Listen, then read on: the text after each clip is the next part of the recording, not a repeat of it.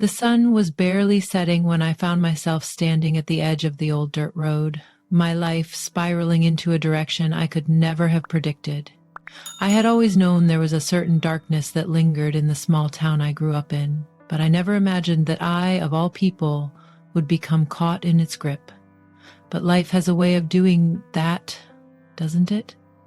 Throwing you into situations you could never have foreseen, making you question every decision you've ever made. It all started that day when I was walking home from the corner store, the small, inconspicuous task I had done countless times before.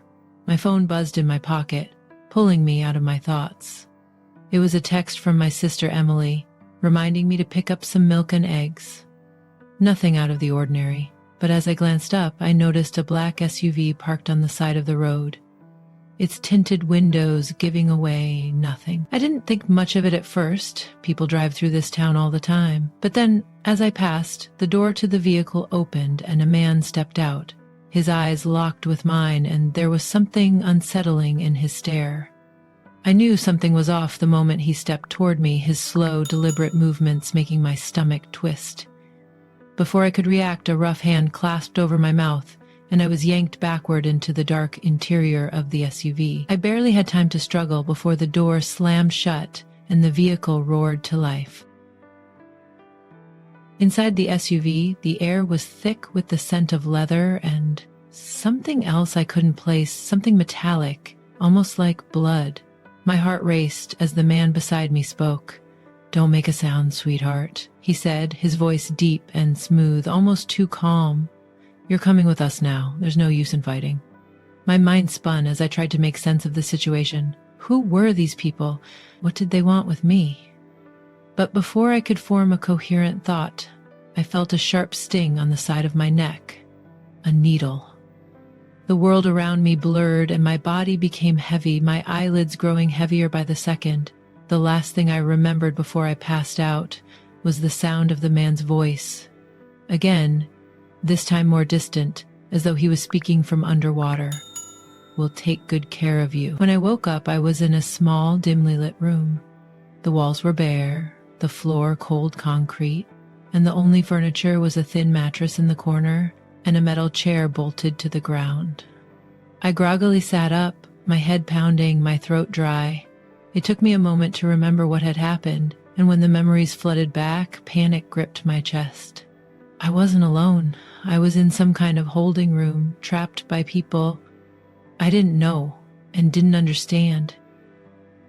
I scrambled to my feet, trying the door, but it was locked tight. I pounded on it, shouting for help, but there was no answer. My voice echoed through the empty hallway beyond, only to be swallowed by the silence. After a few minutes, the door creaked open, and a tall figure stepped inside. He was dressed in all black, his face partially hidden by a mask, and he looked at me with a mixture of amusement and disdain. "Calm down," he said, his voice gruff. "We're not here to hurt you. Not yet, at least." I didn't know whether to believe him, but the way he said it sent a chill down my spine. Before I could respond, another man appeared behind him, this one wearing a leather jacket and carrying a strange air of authority. He stepped into the room with a confident stride, his eyes scanning me like I was some kind of exhibit. "Who are you?" I demanded, my voice shaky but defiant. "What do you want from me?" The man in the leather jacket smiled, but it was a smile that didn't reach his eyes. "You'll find out soon enough, sweetheart. For now, just relax. You're going to be staying with us for a while." I backed away from him, my pulse racing. Staying with them? What did that mean? My mind raced, but there were no answers, only more questions. Over the next few days, I was moved from room to room, each one equally dark and unwelcoming. The men, who I eventually learned were members of an outlaw family, a notorious group involved in everything from smuggling to extortion, made it clear that they weren't going to harm me, not yet. But I was a toy to them now, a possession, and they enjoyed watching me squirm, pushing my limits, testing how far they could go before I broke. It wasn't long before I understood the gravity of my situation. The family was known for their cruelty, their ruthlessness, but I was nothing more than a pawn in their game. They didn't need anything from me except for my presence, my submission. They enjoyed watching me react, testing my boundaries, taking pleasure in every frightened glance and every desperate plea. My world was reduced to a never-ending cycle of fear and humiliation. The leader of the family, a man named Vincent, took particular interest in me. He was cold, calculating, and yet there was an air of charisma about him that made it impossible to look away. He would visit my cell, sitting across from me as if we were old friends, his eyes never leaving mine. There was no kindness in his gaze, only a twisted fascination. "Tell me, sweetheart," he once asked me, his voice smooth as velvet, "what do you think your purpose is now?" I couldn't answer him. I didn't know what my purpose was. All I knew was that I was trapped, surrounded by people who saw me as nothing more than a toy to be played with. Days turned into weeks, and weeks turned into months. I learned to survive in the small ways, finding small bits of control in moments when they weren't watching. I could read their moods, anticipate their moves, but I never truly escaped the feeling of being trapped, of being constantly watched, of knowing that I was nothing more than an object to them.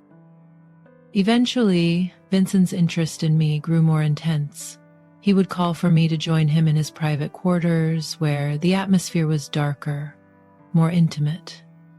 The first time he touched me, it felt like the world was spinning. His hands were cold against my skin, and his breath was warm against my neck. He didn't ask for permission. He never did. At first, I hated him for it. Hated them all for what they had done to me. But as the days wore on, something inside me shifted. The line between survival and submission blurred. I had no power in this world, and the only way to survive was to adapt, to give in.